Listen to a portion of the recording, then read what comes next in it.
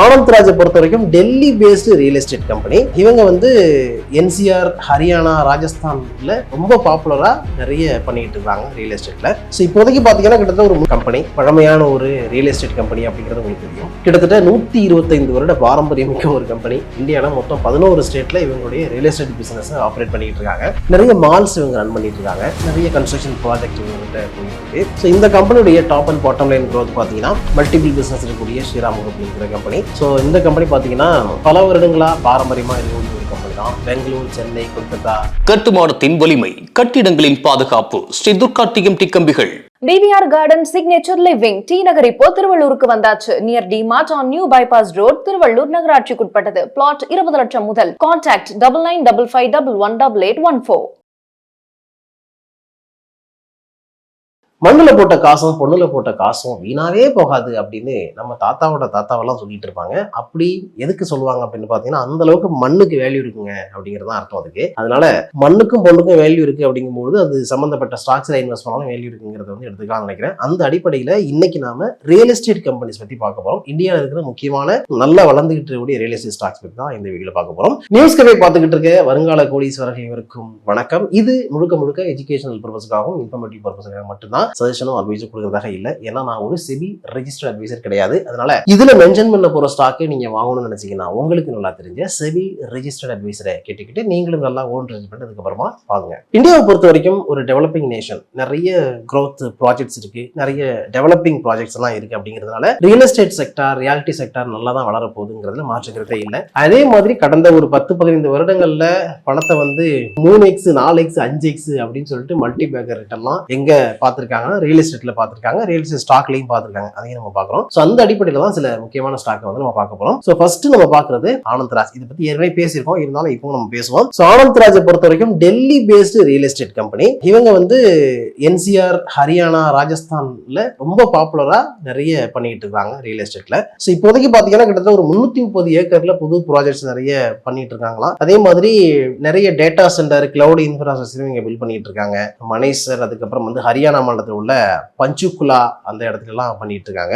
எப்பவுமே வந்து ஒரு ஸ்டாக்ல இன்வெஸ்ட் பண்றதுக்கு முன்னாடி top and bottom line growth நம்ம பார்க்கணும் இல்லையா? ஸோ 2016 பாத்தீங்கன்னா 431 கோடியா இருந்த ரெவன்யூ இப்போ வந்து 2500 கோடிக்கு மேல இருக்கு. அதே மாதிரி ப்ராஃபிட் பாத்தீங்கன்னா 70 கோடியில இருந்து இப்போ 557 கோடிக்கு மேல வளர்ந்து நிக்குது. இது வந்து ஆனந்த் ராஜுடைய ஸ்டேட்டஸ். ரீசன்ட் குவார்டர்ல 647 கோடி ரெவன்யூ, 167 கோடி ஆப்ரேட்டிங் ப்ராஃபிட், 26% மார்ஜின். இந்த 26, 25, 27 வந்து மெயின்டைன் பண்ணிட்டே இருக்காங்க. அடுத்தது 149 கோடி இவங்களுடைய நெட் ப்ராஃபிட்டா இருந்திருக்கு. ஃபண்டமெண்டல் அப்படின்னு பார்த்தோம்னா 19,500 கோடிக்கு மேல மார்க்கெட் கேப் இருக்கு. ஸ்டாக் டே பி ரேஷியோ 35 அந்த ரேஞ்சில் இருக்கு. இண்டஸ்ட்ரி பி 27 இருக்கு. அண்ட் ROCE 12க்கு மேலேயும் ROE 11 அந்த ரேஞ்சில் இருக்கு. இது ROCE, ROE ரெண்டுமே வந்து ஆவரேஜா தான் இருக்கு, கம்மியா தான் இருக்கு. டெட் ஈக்விட்டி ரேஷியோ 0.12 இருக்கு. டெட் வந்து 681 கோடி வச்சிருக்காங்க. இந்த கம்பெனியோட ஃபேஸ் வேல்யூ 2 ரூபாயா இருக்கு. ஃப்ரீ கேஷ் ஃப்ளோ 796 கோடி நெகட்டிவ்ல இருக்கு. ரிசர்வ்ஸ் 5700 கோடிக்கு மேல வச்சிருக்காங்க. 52 வாரம் ஹையஸ்ட் பிரைஸ் 744, லோவஸ்ட் பிரைஸ் 403, இப்போ 544 ரேஞ்சில் ட்ரேட் ஆயிட்டு இருக்கு. ஒரு ரேலி போயிட்டு இப்போ முடிஞ்சிருக்கு. ஓகேவா? சோ மறுபடியும் இந்த ரேலி ஸ்டார்ட் ஆகுமா அப்படிங்கறத நம்ம வந்து பார்க்கணும். ஷேர் ஹோல்டிங் பேட்டர்னை பொறுத்த வரைக்கும் 54% ப்ரோமோட்டர் ஹோல்டிங் இருக்கு. FIs வந்து 10க்கு மேல வச்சிருக்காங்க. DIS 4க்கு மேல வச்சிருக்காங்க. ரிட்டைல் ஹோல்டிங் 26க்கு மேல இருக்கு. அடுத்து நம்ம பார்க்கறது AJ இன்ஃப்ரா. இது வந்து ஒரு பஞ்சாப் பேஸ் பண்ண கம்பெனி. லுதியானா, அதுக்கப்புறம் ஜலந்தர், இந்த மாதிரி பகுதிகளில் நிறைய ப்ராஜெக்ட் டெவலப் பண்ணிட்டு இருக்காங்க. AJ இன்ஃப்ராவுடைய top and bottom line growth எப்படி இருக்குன்னு பாத்தீங்கன்னா 2016 61 கோடி ரெவன்யூ இப்போ 353 கோடியா உயர்ந்து நிக்குது. நெட் ப்ராஃபிட் வந்து 4 கோடியா இருந்து இப்போ 95 கோடியா இன்க்ரீஸ் ஆயிருக்கு. அடுத்தது ரீசன்ட் ரிசல்ட் பாத்தீங்கன்னா 88 கோடி ரெவன்யூ, 21 கோடி operating profit, 24% operating margin. Operating margin வந்து சீக்வென்ஷியலா டிக்ளைன் ஆயிருக்கு. நெட் ப்ராஃபிட் 27 கோடி காமிச்சிருக்காங்க. அடுத்தது 4160 கோடிக்கு மேல மார்க்கெட் கேப் இருக்கு. ஸ்டாக் டே பி ரேஷியோ 43 இருக்கு. இண்டஸ்ட்ரி பி 27 இருக்கு. சோ இண்டஸ்ட்ரி பியை விட மீடியனை விட அதிகமா தான் ட்ரேட் ஆயிட்டு இருக்கு. ROCE, ROE ரெண்டுமே 20க்கு மேல இருக்கு. அது ரொம்ப நல்ல விஷயம். டெட் ஈக்விட்டி ரேஷியோ 0.40 இருக்கு. அதுவும் நல்ல விஷயம். ஏன்னா 186 கோடி தான் கடன். அடுத்தது ஃப்ரீ கேஷ் ஃப்ளோ நெகட்டிவ்ல இருக்கு, 52 கோடி. ரிசர்வ்ஸ் வந்து 450 கோடிக்கு மேல வச்சிருக்காங்க. ஃபேஸ் வேல்யூ 1 ரூபாயா இருக்கு. 52 வர ஹையஸ்ட் பிரைஸ் 434, லோவஸ்ட் பிரைஸ் 189, 333 ரூபா அந்த ரேஞ்சில் இப்போ ட்ரேட் ஆயிட்டு இருக்கு. ஷேர் ஹோல்டிங் பேட்டர்னை பொறுத்த வரைக்கும் 71% மேல ப்ரொமோட்டர் ஹோல்டிங் இருக்கு. FIS 3.9 வச்சிருக்காங்க. DIS உடைய இன்வெஸ்ட்மெண்ட்ஸ் வந்து 0.01 இருக்கு. ரிட்டைல் ஹோல்டிங் 24 மேல இருக்கு. அடுத்து நம்ம பார்க்கிறது கோத்ரேஜ் ப்ராப்பர்ட்டிஸ். கோத்ரேஜ் ப்ராப்பர்ட்டிஸ் அப்படின்னாலே உங்களுக்கு தெரியும், இந்தியாவில் இருக்கிற ரொம்ப பழமையான ஒரு கம்பெனி, பழமையான ஒரு ரியல் எஸ்டேட் கம்பெனி அப்படிங்கிறது உங்களுக்கு தெரியும். கிட்டத்தட்ட 125 வருட பாரம்பரியமிக்க ஒரு கம்பெனி. இந்தியாவில் மொத்தம் 11 ஸ்டேட்ல இவங்களுடைய ரியல் எஸ்டேட் பிசினஸ் ஆப்ரேட் பண்ணிட்டு இருக்காங்க. புனே, NCR, பெங்களூரு அப்படின்ட்டு. ஸோ இந்த கம்பெனியை பொறுத்த வரைக்கும் இதோட top line bottom line growth எப்படி இருக்குன்னா 2123 கோடியா இருந்த ரெவென்யூ 2016 இப்போ வந்து 5131 கோடியா இன்க்ரீஸ் ஆயிருக்கு. அதே மாதிரி நெட் ப்ராஃபிட் 160 கோடியில இருந்து 1800 கோடிக்கு மேல வளர்ந்துருக்கு. இப்போ ரீசெண்ட் ரிசல்ட் என்னன்னா 3458 கோடி ரெவென்யூ, 522 கோடி இவங்களுடைய ஆப்ரேட்டிங் ப்ராஃபிட், 15% மார்ஜின் அண்ட் 645 கோடி நெட் ப்ராஃபிட் கொடுத்துருக்காங்க. அது எப்படி ஆப்ரேட்டிங் ப்ராஃபிட்டுக்கு மேல நெட் ப்ராஃபிட் இருக்கு அப்படின்னு பாத்தீங்கன்னா ஏதாவது வர வேண்டிய பேமெண்ட் வந்து சேர்ந்திருக்கும். அதனால இதை வந்து ஆட் பண்ணி காமிச்சிருப்பாங்க, வேற ஒன்றும் இல்லை. ஆனா கன்சிக்யூட்டிவா எல்லா குவார்டர்லயுமே ஆப்ரேட்டிங் ப்ராஃபிட் எப்படி இருக்குன்னு நிறைய நெகட்டிவ் எல்லாம் போயிருக்கு. அது எல்லாத்தையுமே நம்ம வந்து உட்காந்து டீப்பா செக் பண்ணோம். மற்றபடி ஃபண்டமெண்டல் எப்படி இருக்குன்னா 59,000 கோடிக்கு மேல மார்க்கெட் கேப் இருக்கு. ஸ்டாக் உடைய பி ரேஷியோ 32 அந்த ரேஞ்சில் இருக்கு. இண்டஸ்ட்ரி பி 27 அப்படின்னு இருக்கு. ஸோ 27, 32 அப்படிங்கும் போது ஒரு 5 பி வந்து அதிகமா இருக்கு.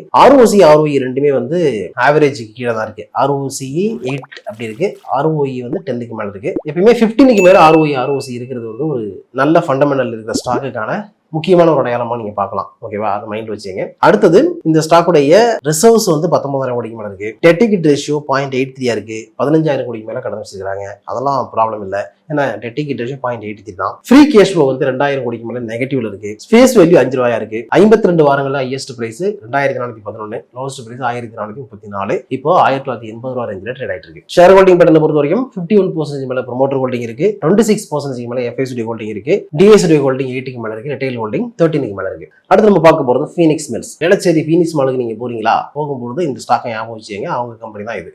ஓகேவா, ஸோ 100 வருடங்களுக்கு மேல ஒரு பெரிய ஹிஸ்டரி பாரம்பரியம் இருக்கிற ஒரு கம்பெனி தான் இந்த ஃபீனிக்ஸ் மில் அப்படிங்கிறது. மும்பை, அதுக்கப்புறம் வந்து ஆக்ரா, இங்கெல்லாம் ஹோட்டல்ஸ் எல்லாம் ஆப்ரேட் பண்றாங்க. பெங்களூர்லயும் பண்ணிட்டு இருக்காங்க. ஒயிட் ஃபீல்ட்ல நிறைய மால்ஸ் இவங்க ரன் பண்ணிட்டு இருக்காங்க. நிறைய கன்ஸ்ட்ரக்ஷன் ப்ராஜெக்ட் இவங்ககிட்ட போயிட்டு இருக்கு. ஸோ இந்த கம்பெனியுடைய top and bottom line growth பாத்தீங்கன்னா 1769 கோடியா இருந்த ரெவென்யூ 2016 இப்போ வந்து 4423 கோடியா இன்க்ரீஸ் ஆயிருக்கு. 84 கோடியா இருந்த ப்ராஃபிட் 1500 கோடிக்கு மேல இப்போ வளர்ந்து நிக்குது.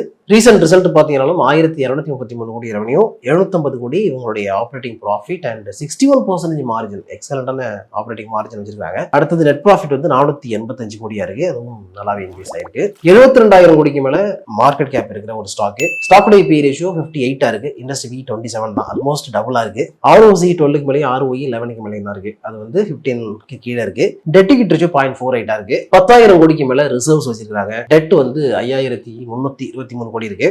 ஃப்ரீ கேஷ் ஃப்ளோ 1000 கோடிக்கு மேல வச்சிருக்காங்க. 52 வார ஹையஸ்ட் பிரைஸ் 2135, லோவஸ்ட் பிரைஸ் 1402. இப்போ 2022 ரேஞ்சில ட்ரேட் ஆயிட்டு இருக்கு. ஷேர் ஹோல்டிங் பேட்டர்ன் பாத்தீங்கன்னா ப்ரொமோட்டர் ஹோல்டிங் 47க்கு மேலையும், FIS ஹோல்டிங் 32க்கு மேலையும் அண்ட் DIS ஹோல்டிங் 16க்கு மேலையும் இருக்கு. ரிட்டைல் ஹோல்டிங் 3 அப்படின்னு இருக்கு. அடுத்து நம்ம பாக்குறது ஸ்ரீராம் ப்ராப்பர்ட்டிஸ். மல்டிபிள் பிசினஸ் இருக்கக்கூடிய ஸ்ரீராம் குரூப்ல இருக்கிற கம்பெனி. ஸோ இந்த கம்பெனி பாத்தீங்கன்னா பல வருடங்களா பாரம்பரியமா இருக்கக்கூடிய ஒரு கம்பெனி தான். பெங்களூர், சென்னை, கொல்கத்தா இந்த இடத்துல நிறைய ப்ராஜெக்ட் பண்ணிட்டு இருக்காங்க. இப்போ ஸ்ரீராம் ப்ராப்பர்ட்டியுடைய top and bottom line growth பாத்தீங்கன்னாலும் 2018 368 கோடியா இருந்தது. இப்போ 1267 கோடியா இருக்கு ரெவென்யூ. அண்ட் நெட் ப்ராஃபிட் 343 கோடியில இருந்து இப்போ 101 கோடியா குறைஞ்சிருக்கு. அப்படியே இந்த பக்கம் சரிக்கிட்டு வருது. ரீசெண்ட் ரிசல்ட் என்னன்னா 641 கோடி ரெவென்யூ அண்ட் 70 கோடி இவங்களுடைய ஆப்ரேட்டிங் ப்ராஃபிட். இதுக்கு முதல்ல 2 குவார்டர்ல லாஸ் பண்ணிருக்காங்க.